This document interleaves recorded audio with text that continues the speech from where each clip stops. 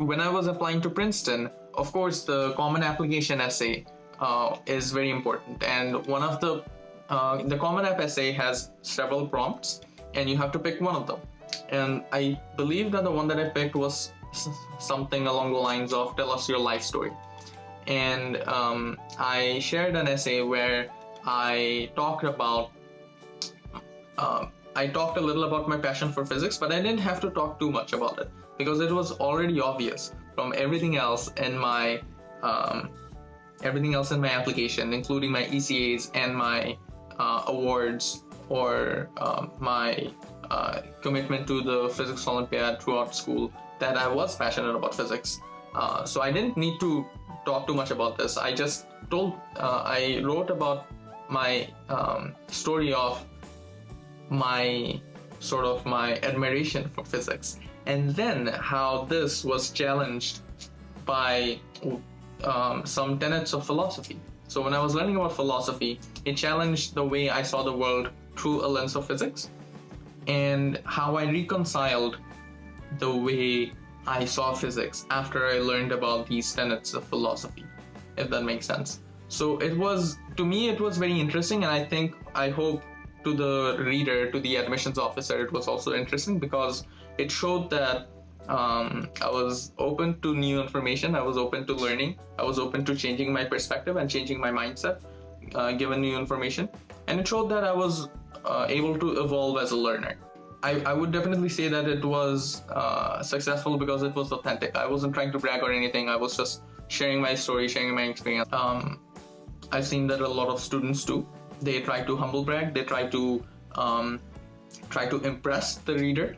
And I say that I have seen a lot of this because through the years I have also been trying to help other students with their essays, with their applications, and try to provide guidance, and I try to edit or comment or provide advice and suggestions on other people who write essays when applying to schools, when applying to universities in the US. One of the other Princeton supplement essays that I was writing, the prompt was that there was a quote, and then I was supposed to write an essay on the quote, and the quote was something along the lines of, increasingly today, the problems that we face in modern society have increasingly more complex solutions, or the solutions or the answers to these questions or problems become increasingly harder or increasingly less black and white, if that makes sense. Something along those lines. I don't remember the exact quote. And I wrote my essay that I wrote. It was definitely on a controversial topic, but I wrote about the Shabak protests that were happening in Bangladesh. And this was definitely a matter of controversy even in Bangladesh. And I wrote about my perspective, but I didn't just write about it. I tried to argue or reason on that perspective. And I thought that my perspective would not be agreed upon by the reader. But I tried to, I wouldn't say defend, I tried to explain, I tried to reason. It was a risk. And I think that risk worked because it was a calculated risk, of course. And I think the risk worked because I was able to explain. I showed that I thought through my decision. You definitely don't want to write a bad essay. You don't want to write an offensive essay. You don't want to step into territory where you might offend the reader. I did take a risk, but I did not offend. I made sure that I would not offend. I made sure that I explained my perspective, and I tried to stick to a narrow, small scope. And I think that really helps when you're trying to. It is very important to be bold, since readers, admissions officers will read thousands of essays, thousands of applications. You want to step out, and the way to step out is by taking a bold stance, trying to be bold about who you are, trying to show what you believe in. One common piece of advice that I give to everyone when applying and writing essays especially is, of course, try to be authentic. If you feel it is right, then try to take a risk. Try to show, don't tell. what that means is, instead of telling someone that this happened and that's why you are the person you are, try to show them. Don't spell it out for them explicitly. Try to show them through a story. Take them on a journey, and they will draw their own conclusions. It's very important that you start writing or you start drafting your essay early. And the more you read it, if you ask someone to read it, you might get feedback, you might get advice, you will maybe skim it down, you will change a few things, you might even start your essay completely over. And that's also fine. This is why it's very important to start early, especially if you're applying to competitive schools, where the essay becomes more and more important.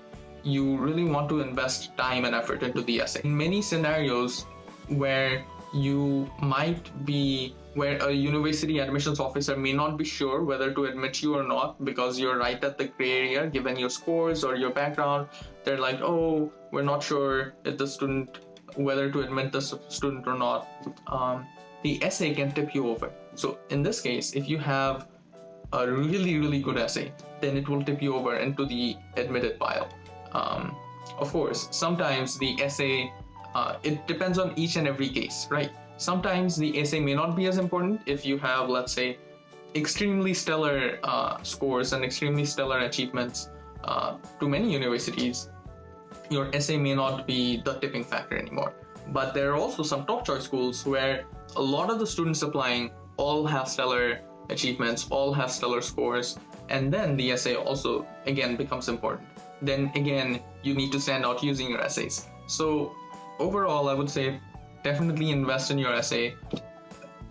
No matter which university you apply to, it is your job and it is up to you. It is completely your creative freedom to tell your story in the best way that you can, in a way that is authentic to yourself, in a way that shows who you are as a person.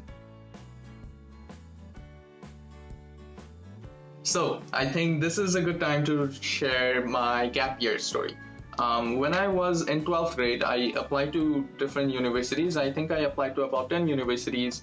We're talking about the year around 2014, right? And I applied to different universities, and I had already taken the ACT. And when the decisions came back, I didn't get into the dream schools that I was hoping to study at. Plus, the schools that I did get into, I realized that the financial aid was not enough. It would put a huge financial stress on my family. So it was a difficult decision then to take a gap year, but I thought it was necessary because I really wanted to study abroad in the US rather than study at home in a university in Bangladesh. But that decision meant that I would have to take a gap year, and it wasn't guaranteed that the outcome would turn out better. But I was determined to make the best of that gap year and to hopefully turn over a new leaf and do my best is all. So after completing high school, I applied again. But during my gap year, there were two things that I was able to explore. One was just learning a little bit of coding. I took some Python classes online on Coursera. And another thing that I was very interested in was philosophy. So I took some philosophy courses also on Coursera. And it really expanded my perspective or mindset going in. And it turned out that I actually wrote my Common App essay on something that I had learned during my gap year. If you feel like you're getting burnt out, then you should strongly consider taking a gap year. You don't want to feel burnt out because college is pretty stressful. So you don't want to get burnt out in college. Of course, many colleges will also support you in taking gap years between college. So that's also an option. If you want to do more that you weren't able to during your high school and you feel like if you leave, then you may not be able to explore. If you leave for study abroad, then you won't be able to explore, then gap year is also recommended in that case. In this case, actually, Princeton has an amazing opportunity. It's called the Bridge Year program. So when you apply to Princeton, you can also apply to this Bridge Year program, which basically is a gap year that they sponsor in a different country. So, for example, a lot of my friends had done Bridge Year in China, which meant that they were doing they were working on a project as a community with several other Princeton students, and they all hung out together, but they all lived and worked in China for a year. I think it was about 9 months. Many other people did bridge year in Senegal, bridge year in India, and I think they also expand the bridge year program every year. So I think when I was applying, they had 5 countries in the bridge year program. Since then, they added 1 more country.